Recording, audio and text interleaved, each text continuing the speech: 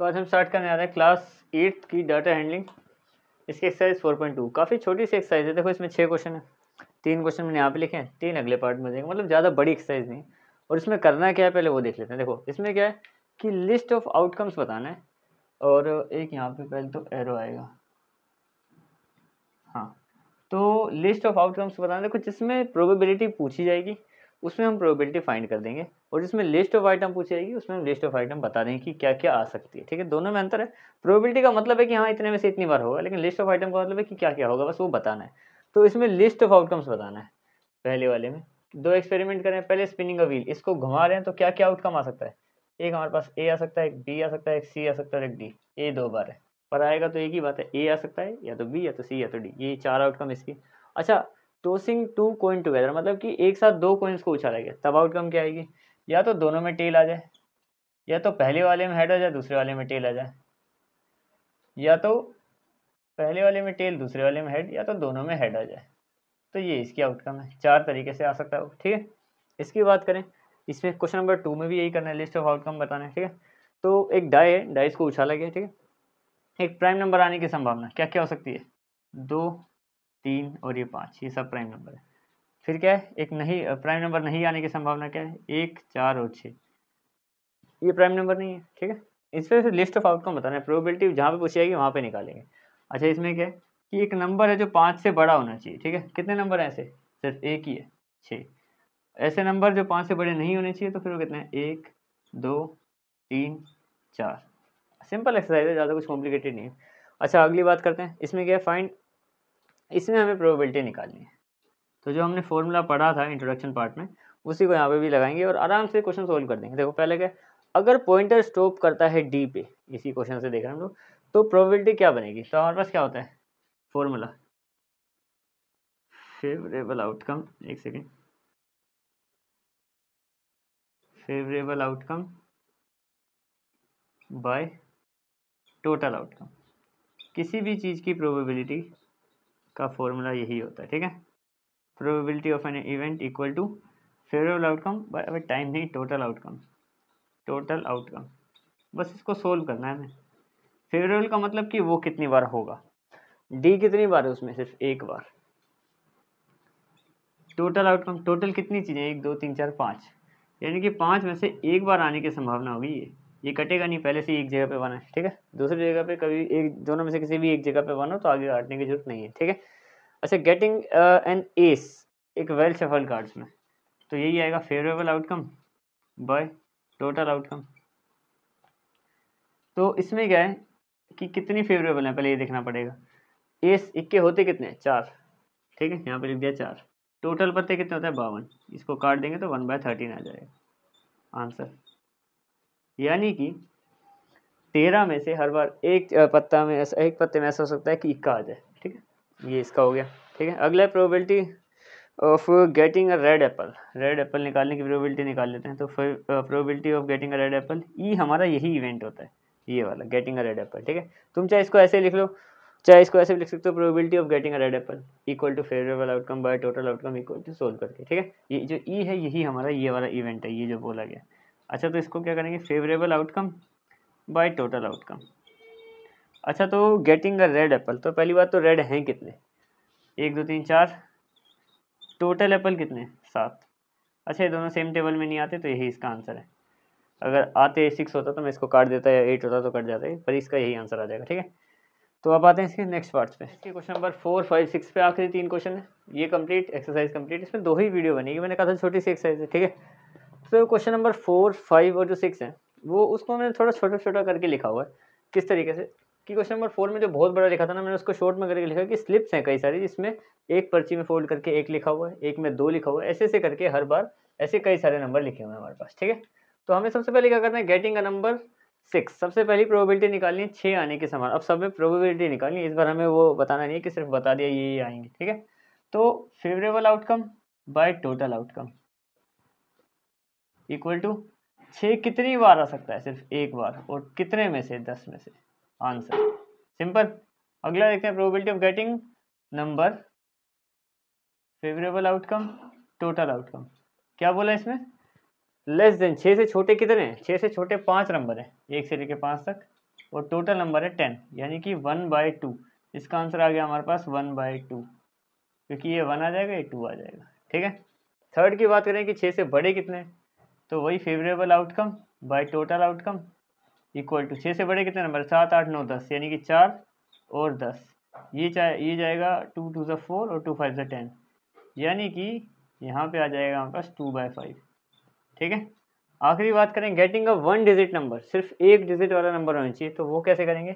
देखो इसमें लिखेंगे हम इसकी favourable outcome by total outcome. अच्छा 1 डिजिट वाले हैं कितने, जिसमें सिर्फ एक डिजिट आती है, ये सब 1 डिजिट वाले हैं, इसको छोड़ के। तो यहाँ पे 9 बाय टोटल नंबर कितने 10, तो यही इसका आंसर आ जाएगा, क्योंकि दोनों सेम टेबल में आते नहीं है। ठीक है।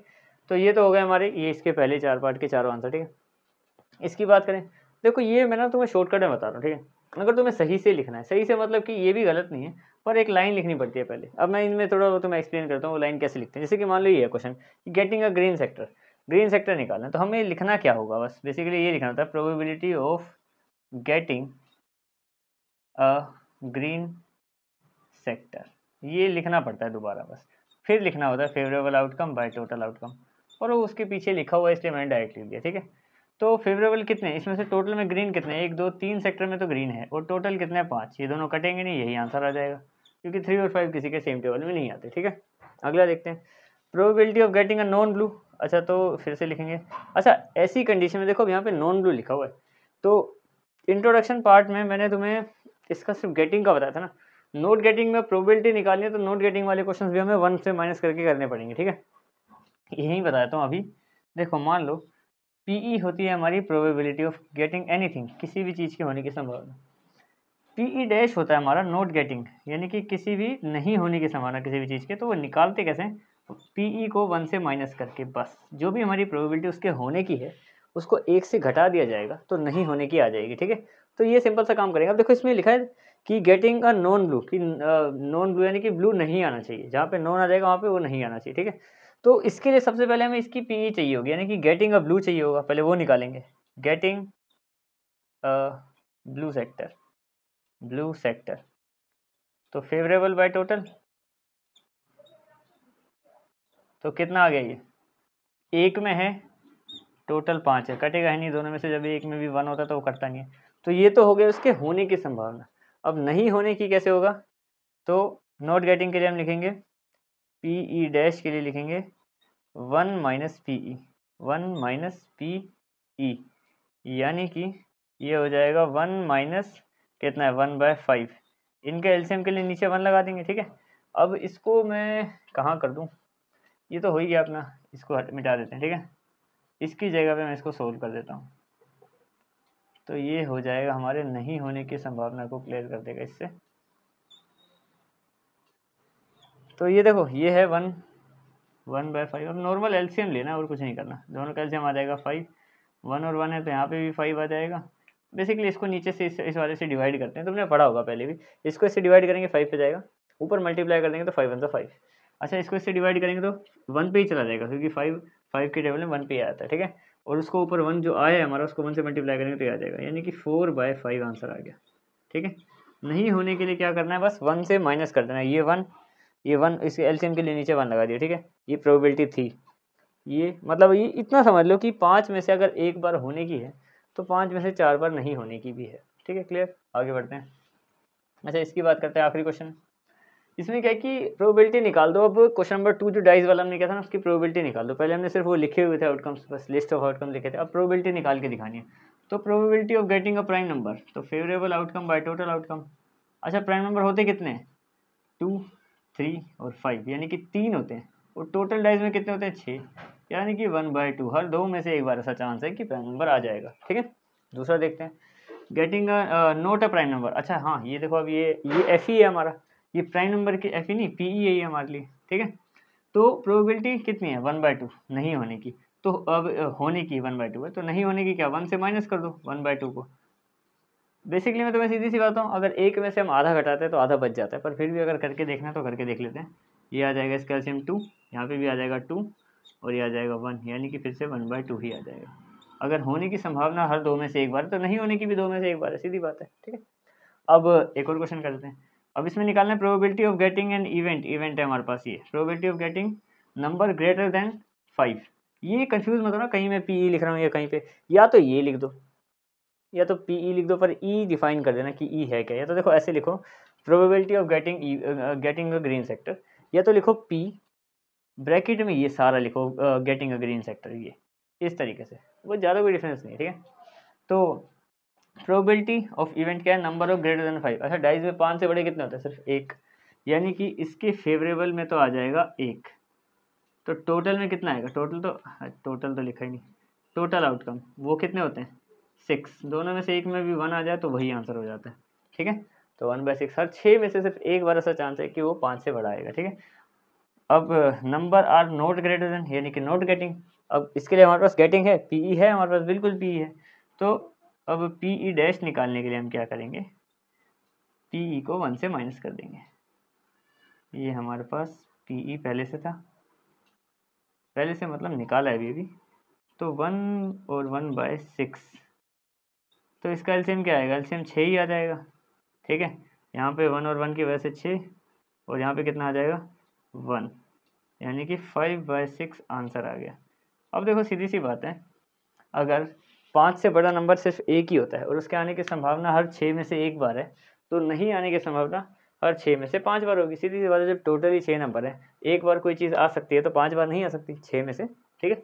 तो ये थी तुम्हारी पूरी की पूरी एक्सरसाइज, और ये चैप्टर का भी आखिरी क्वेश्चन था, तुम्हारा चैप्टर में निपट गया पूरा का पूरा, ठीक है। मिलते हैं किसी नए चैप्टर में, दैट्स इट।